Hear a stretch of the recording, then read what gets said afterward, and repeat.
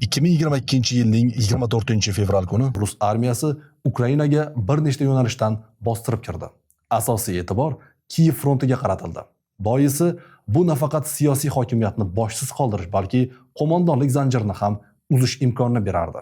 Eng muhimi, Moskva xaos sharoitidan foydalanib, ukrainaliklar yetakchisini qo'lga olishni, vaziyatga qarab hatto o'ldirishni reja qilgan edi. Shu bois Blitzkrieg taktikasi ishlab chiqildi. Kiyevdan atiga 10 km shimoli-g'arbda joylashgan Antonov yoki Gostomel aeroporti mana shu reja markazida edi. Bu yerda bo'lib o'tgan to'qnashuvlar keng masshtabdagi urushning kichik bir epizodi emas, balki butun mamlakatni saqlab qolgan muhim jang hisoblanadi. Rossiya uchun esa u o'zaro muvofiqlik va puxta ishlangan reja yo'qligi bois sharmandali mag'lubiyat ramziga aylandi.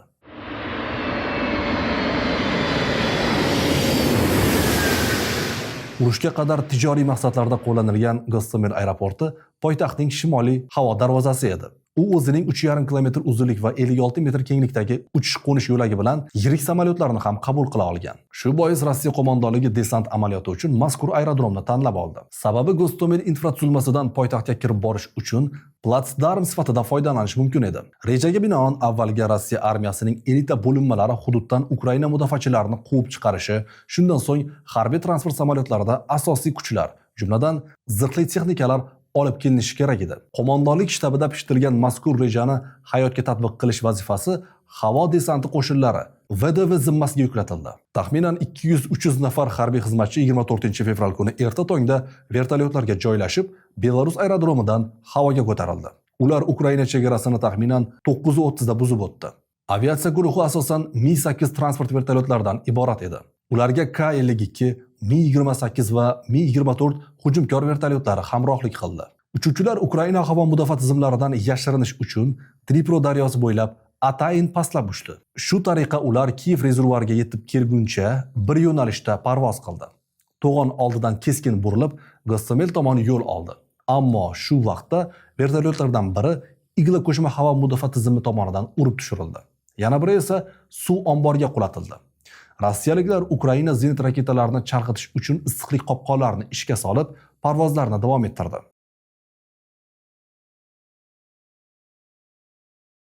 Aeroportga hujum 24-fevral kuni ertalab taxminan 5:00 da boshlandi. Aniqroq aytganda, Ukraina Milliy gvardiyasi 4-tezkor reaksiya brigadasining Gostomel yaqinidagi kazarmasiga raketalar bilan zarba berildi. Ammo qo'mondonlik shaxsiy tarkib va texnikalarni vaqtida evakuatsiya qilgani bois hech kim halok bo'lmadi. Shundan so'ng ular aeroport bo'ylab tarqalib, mudofaaga tayyorgarlik ko'ra boshladi. Biroq Kiyev hujumni Donbass yo'nalishidan kutgani tufayli asosiy kuchlar sharqqa yuborilgandi. Shu bois Rossiya qurolli kuchlarining elita bo'linmasiga qarshi kurashish vazifasi muddatli harbiy xizmatchilar, boshqacha aytganda, urush ko'rmagan askarlar zimmasiga yuklatildi. Bu ham kamdek ularning moddiy texnik bazasi ham havas qilarli emasdi. Mudofaachilarda sovetlarning Zu-23-2 zenit qurollari hamda igla qo'shma havo mudofaa tizimlari bo'lgan. Qolaversa, brigada ixtiyoridagi askarlar soni taxminan 200 nafardan oshmasdi. Shu bois ukrainaliklar nazariy jihatdan uzoq qarshilik ko'rsata olmasligi kerak edi. Ammo voqealar rivoji buning mutlaqo aksini ko'rsatdi. Rus vertolyotlari ikkiga bo'linib, aeroport shimoli va janubidan hujumga o'tgan vaqtda ular jangga tayyor edi. Biroq vertolyotlar sonining ko'pligi aeroport garnizonini bir muddat tahlikaga solib qo'ydi. Taxminan 11:00 da janglarning faol fazasi boshlandi.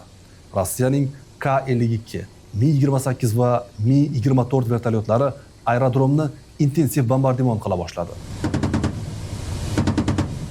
Bir qarashda endi rossiyaliklarni to'xtatib qolishning imkoni yo'q edi. Ammo askarlardan biri Sergey Falatyuk shu vaqtda uchish-qo'nish yo'lagiga chiqib, igla tizimi bilan K-52 vertolyotlaridan birini nishonga oldi. Ammo masofa haddan ziyod qisqaligi bois o't ochishga ulgurmadi. Shundan so'ng ortiga o'girilib zarba berdi.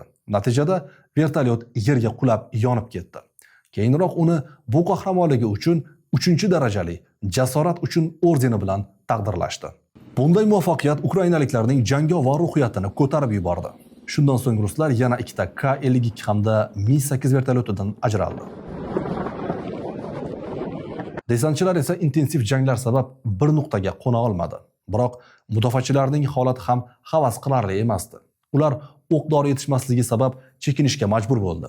Bu Mi-8 vertolyotlariga qo'nish imkonini berdi. Rus desantchilari uchish-qo'nish yo'lagi va angarlarni egallayotgan bir vaqtda VDVning ikkinchi to'lqini yordamga keldi. Bu rossiyaliklar sonini taxminan 300 nafarga yetkazdi. Ma'muriy binolar va dispetcherlik minorasi rossiyaliklar tomonidan egallandi.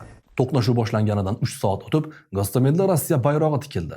Bellingcat xalqaro jurnalistik surishtiruv guruhiga ko'ra, o'sha vaqtning o'zida Rossiyaning Pskov shahridan 18 ta Il-76 Ilyushin harbiy transport samolyotlari havoga ko'tarilgan. Ularda minglab askarlar va zirhli texnikalar bo'lgan. Ammo samolyotlar Gostomelga yetib kela olmay, Belarusdagi aerodromga qo'ndi. Boisi ukrainaliklar bunga imkon bermadi. Gap shundaki, VDV aeroportga o'z bayrog'ini tikkan vaqti jang yakunlanmagan edi, balki endi boshlanayotgandi. Ukraina brigadasi chekinishi bilan hudud aviatsiya va artilleriyadan o'qqa tutildi. Natijada uchish-qo'nish yo'laklari va boshqa infratuzilma yaroqsiz holga keltirildi. Qolaversa, Ukraina qo'mondonligi Rossiya shtabining asl maqsadini tushunib, frontning mazkur uchastkasiga madad kuchlari yubordi. Bu safar jangga ular bilan bir vazndagi raqiblar, ya'ni Ukraina xavfsizlik xizmatining alfa bo'linmasi hamda harbiy razvedkaning elita qismlari tashlandi. Ularga ko'ngillilar, jumladan gruziyaliklar madad ko'rsatdi. Ammo bu hammasi emas. Ukraina qurolli kuchlarining o'sha paytdagi bosh qo'mondoni Valeriy Zaluzhny Gostomelni butunlay qamal qilish haqida ko'rsatma berdi. Uning buyrug'i bilan poytaxt mudofaasida turgan 72-chi mexanizatsiyalashgan brigada askarlari va boshqa qismlar hududga olib kelindi. Bu na madad kuchlari, na vertolyotlar ko'magisiz qolgan rus desantchilari uchun og'ir soatlar yaqinlashayotganini anglatardi. Tez orada prezident Zelenskiy aeroportni tozalash haqida buyruq berdi. Ukrainaliklar Su-24 bombardimonchilari, Mi-24 vertolyotlari, tanklar va artilleriya ko'magi bilan hujumga o'tdi. Tabiiyki, bunday nomutanosib kuchga bas kela olmagan rus desantchilari yirik talafot berdi. Tirik qolganlar ham amallab o'rmonga chekindi. Shu tariqa Ukraina tomoni urushning dastlabki kunida nisbatan kichik, ammo ahamiyati jihatdan butun urush taqdirini hal qilgan g'alabaga erishdi. Biroq xursandchilik uzoqqa cho'zilmadi. Rossiya armiyasining Belarus yo'nalishidan hujumga o'tgan og'ir zirhli texnikalari 25-fevral kuni Gostomelga yetib keldi. Natijada kuchlar balansi yana rossiyaliklar foydasiga o'zgardi. Ammo bu vaqtga kelib, aeroport mudofaachilari Kremlning Blitzkrieg rejasini barbod qilib bo'lgandi. Ukrainaliklar aerodrom uchun janglar vaqti poytaxt himoyasining zaif nuqtalarini mustahkamladi. Qolaversa, bosqinchilar foydalanish mumkin bo'lgan infratuzilma vayron qilinib, bu orqali rus armiyasining hujum sur'ati pasaytirildi. Rossiyaliklar uchish-qo'nish yo'laklarini tiklashga harakat qildi, ammo Ukraina aviatsiyasi va og'ir artilleriya bunga imkon bermadi. Qolaversa, bu vaqtga kelib, urush Kiyev viloyatining shahar va qishloqlariga tarqalib bo'lgandi. Ukrainaliklarning qarshilik ko'rsatish salohiyatiga munosib baho bera olmagani, ta'minot zanjirini to'g'ri yo'lga qo'ya olmagani, qolaversa, o'zaro muvofiqlik yo'qligi bois rus armiyasining Ukraina poytaxtiga hujumi shu bilan birga ukrainaliklar yetakchisini qo'lga olish rejasi o'xshamadi.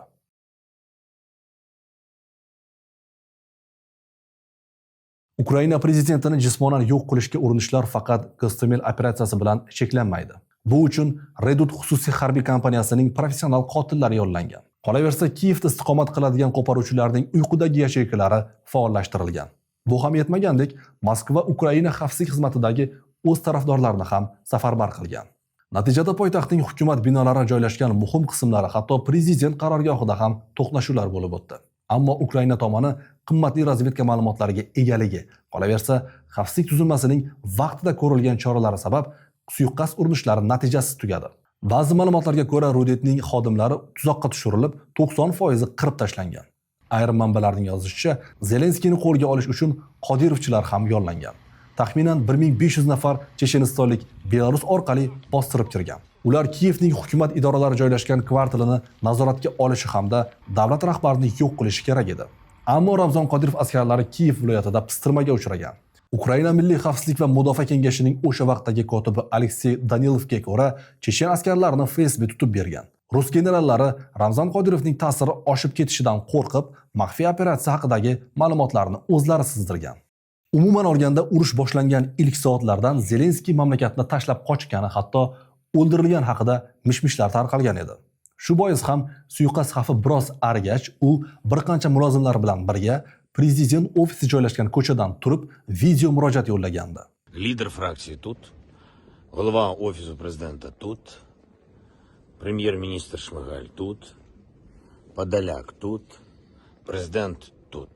O'shanda u hatto Qo'shma Shtatlarning uni evakuatsiya qilish haqidagi taklifini rad etgan. Natijada Kremlning Ukrainani boshsiz qoldirish rejasi barbod bo'ldi.